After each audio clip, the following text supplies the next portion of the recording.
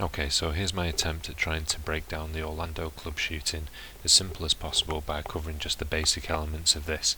It's a really complicated event. I mean, in one hand you've got stuff that's dead obvious and I can show you anything to prove that the event is fake, but we've got to do it in a more structured manner, because if this is new to you or that you've just started watching my videos and you want to see it in this format, it's going to be quite tough to get it across to you in just in the same sort of style, but I will try my best. Okay, so as always I'll put the Wikipedia pages so you can have a read through. One thing to note is that this particular Wikipedia page is just chock full of information. Usually when these events happen, they're a page and a half's worth of information, whereas this goes into quite a lot of detail. And to be honest, one of the things you need to look out for with these events is the more detail they give, the more you've got to work with, which I think is something I said in one of my very early videos. And the reason behind that is because you can effectively cross-reference information that you see on the television in comparison to the stuff in the papers, or the things that one witness says in comparison to another, and that's exactly what this event is all about. It's so mismatch in the information it gave in comparison to the evidence it showed. It's just all over the place. I'm not claiming to know everything about every single attack that has happened and that I know every single detail in every single event that's happened.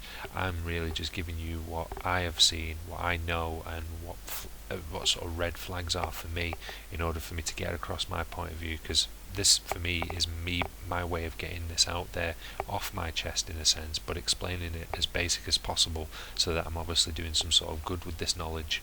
So of course, if there's anything that I've discussed on here that's slightly inaccurate or is just completely wrong, don't worry about pointing it out in the comments. I really don't mind, because at the end of the day we're all learning from these things in order for us to be sort of better and more vigilant about it when the next one happens.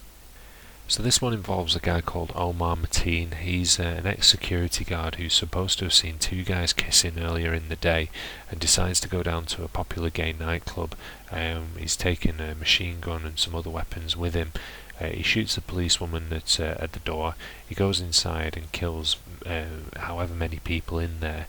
He ends up taking them hostage in a sense in a bathroom, and that's why the story is just so odd, because there's a big standoff, I think for about 3 hours, before the police batter in the wall, and then he's shot on sight. He's made a phone call to the police pledging allegiance to ISIS and all sorts of stuff like that, and really it's the circus surrounding the club more than it is the stuff that's going on in the club that just makes this whole thing suspect. Now this is the first event that we've covered that's in America. Now the difference between this one and the stuff that's going on in Europe is that in Europe they're trying to arm the police in order to gain control. Well, in America they already have armed police, so what they're trying to do in comparison is to disarm their population. Now don't get me wrong, I don't believe guns are a great thing, and at the end of the day massive machine guns that can shoot armor-piercing rounds and all that sort of stuff is completely unnecessary. But the way they're looking at it is, if their population is armed, then they've got a good chance against the armed police, or what could eventually be military police. So if you get them disarmed, that's how you gain the control. So that's how it sort of differs between this and the stuff that's happening in Europe. And I'm not just talking about this event, I'm talking about most shootings in America. They've got that theme to them where an attack like this happens, and one of the immediate things that comes from it is more gun control, and that's the sort of cause and effect of it all. Now, sticking with the common theme method that we've been running with this channel, this Orlando shooting, whilst is in a bigger scale than most of the shootings that happened, it still doesn't stop the common themes occurring. So you've got your crisis actors, you've got inconsistencies, you've got lack of CCTV footage. It's all in there with this one. So as we go along, we'll do as usual, which is to point out each one and sort of build a case up.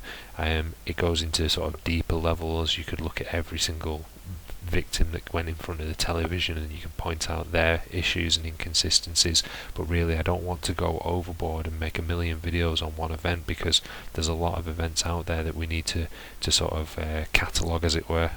One thing I just want to quickly point out is that in my prelude videos I've been using the picture of the Brandenburg Gate or other buildings as just to show that, you know, every time these things happen they light up the buildings.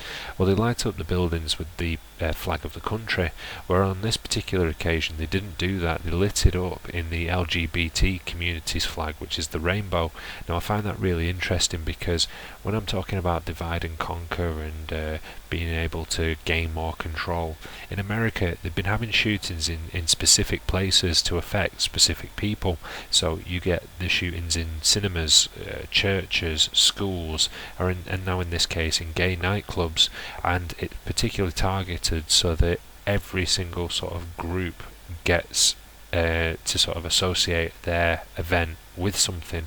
So if you're a Christian churchgoer, you might relate to, say, the Charleston shooting, or if you're just an avid film fan, you know, you're looking at the Aurora shooting, or in this case, because of the sort of gay community that there is worldwide, everybody got behind this, and it's no surprise that the GoFundMe page managed to get near 8 million. It's because it managed to capture that audience, and that's the reason why they lit up the buildings with this flag and not the American flag, which would have been perfectly ideal, but it's not. It's so that you can make sure that you relate this particular incident to that community, not that they're just American citizens. Anyway, I hope that makes sense, and I'll get started on my next video in a day or two. Thanks very much. Speak soon. Bye bye.